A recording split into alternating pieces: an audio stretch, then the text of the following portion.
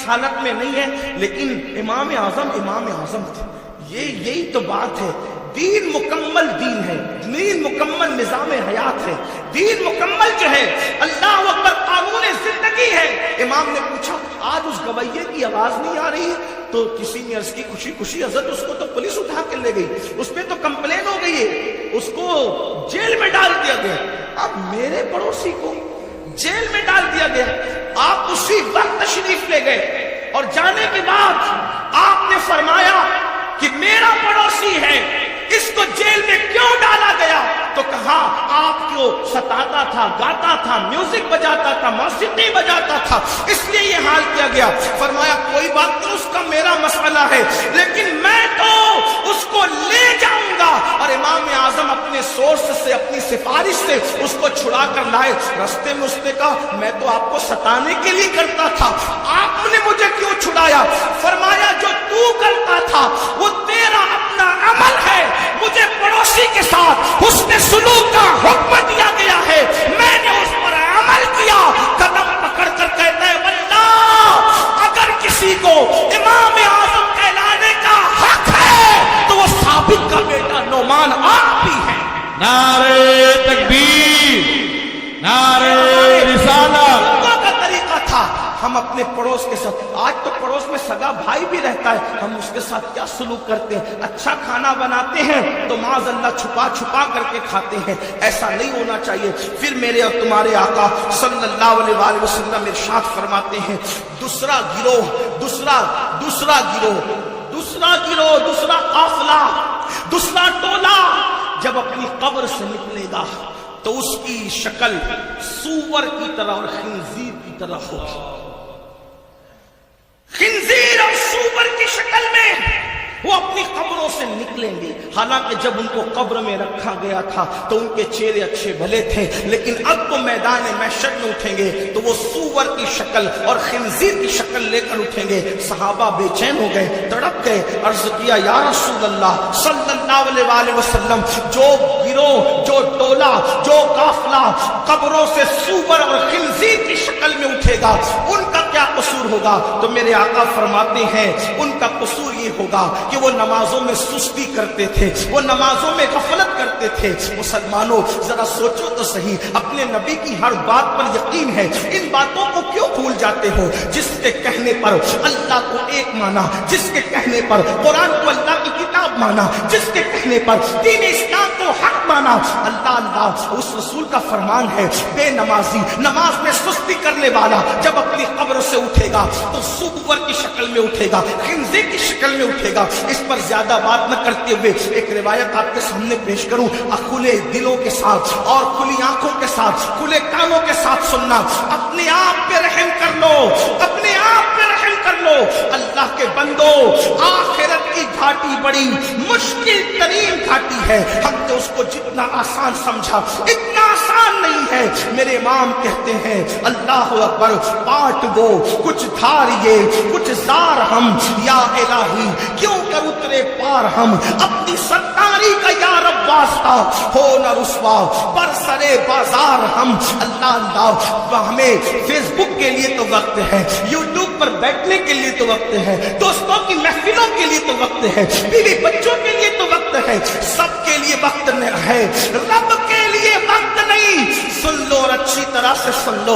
اللہ حضرت علامہ عثمان ابن حسن رضی اللہ تبارک و تعالیٰ عنہ اپنی کتاب میں لکھتے ہیں، میری بہنوں کی بھی توجہ، اللہ کے حبیب علیہ السلام کا ظاہری دور ہے، آقا علیہ السلام اپنے صحابہ کے جھرمٹ میں جلوگر ہیں، ایسے میں ایک نوجوان روتے ہوئے آتا ہے اور عرض کرتا ہے یا رسول اللہ صلی اللہ علیہ وسلم، میرے ابو کا انتقال ہو گیا، میرے باپ کا انتقال ہو گیا۔ آقا میرا باپ مر چکا ہے، اس کا انتقال ہو چکا ہے، ہم دیہات کے لوگ ہیں، دیہات میں رہنے والے ہیں، آقا نہ اس کو کوئی غسل دینے والا ہے، نہ اس کو کوئی کفن پہنانے والا ہے، یا رسول اللہ صلی اللہ علیہ وسلم اس لیے میں رو رہا ہوں۔ میرے آقا نے فرمایا اے ابو بکر اٹھو، اے عمر اٹھو اور دونوں جاؤ اور جا کر کے اس کے دیہات میں پہنچو، اس کے گاؤں میں پہنچو، اس کو غسل بھی دو، اس کو کفن بھی پہنا پہناؤ. اللہ اکبر.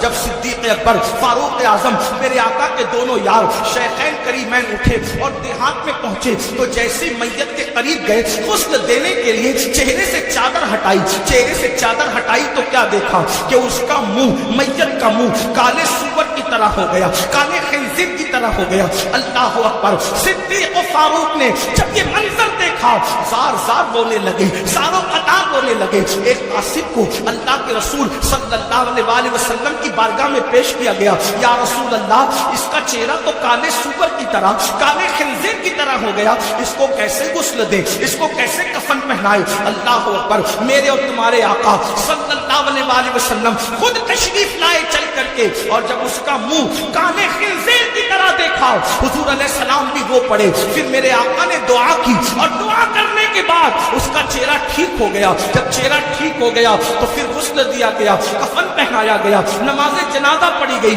اور جب جنازہ مکمل ہو گیا تو کسی نے دھیرے سے کہا پہلے تو اس کا چہرہ کالے سور کی طرح, کالے خنزیر کی طرح ہو گیا تھا, اب ذرا دیکھیں تو اس کا چہرہ کیسا ہے. جب دوبارہ چہرہ دیکھا گیا نماز جنازہ کے بعد, جب کفن ہٹایا گیا تو کیا دیکھا لوگوں نے, اب بھی اس کا چہرہ کالے سور کی طرح, کالے خنزیر کی طرح تھا.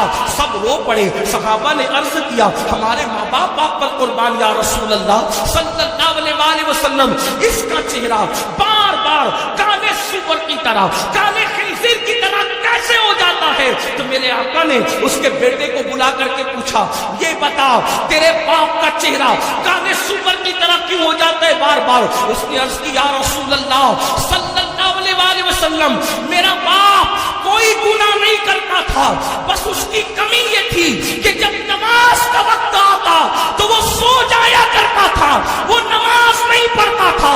تب میرے آقا نے ارشاد فرمایا لوگوں دھیان سے سنو, جو نماز میں سستی کرے گا وہ اپنی قبر سے اس حالت میں اٹھے گا کہ اس کا منہ کالے سور کی طرح ہوگا, کالے خنزیر کی طرح ہوگا. بتاؤ چہرے پر پھنسی آ جائے کتنا بے چین ہو جاتے ہو, کسی کے چہرے پہ سفید داغ آ جائے کتنا بے چین ہو جاتا ہے. لوگ منہ پہ رومال رکھ کے پھرتے ہیں, اگر اس کو فالج ہو جائے میرا ٹیڑھا منہ لے کر میں کیسے جاؤں, سفید داغ لے کر کیسے جاؤں, پھنسی لے کر کیسے جاؤں.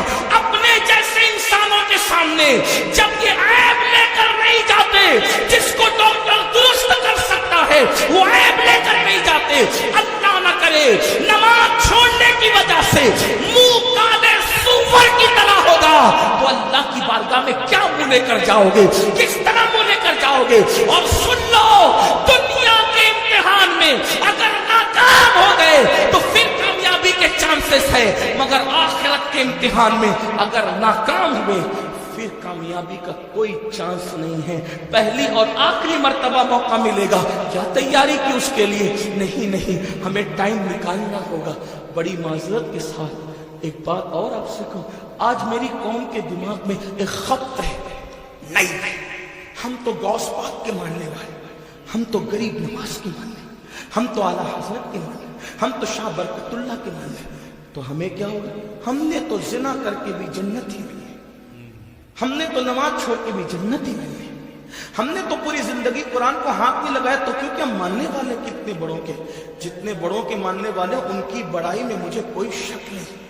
لیکن ایک بات ضرور کہتا ہوں, جب نوح علیہ السلام کا بیٹا جہنم میں جا سکتا ہے, صلبی بیٹا, اور قرآن پھر اس کا نسب بھی کاٹ کر کے اعلان کرتا ہے لیسا من اہلی, کبھی آپ کی اولاد سے نہیں رہا, تو جب سگے بیٹے کا نسب کٹ سکتا ہے تو پھر نام لیواؤں کا رشتہ نسبتیں کیوں نہیں کٹ سکتی.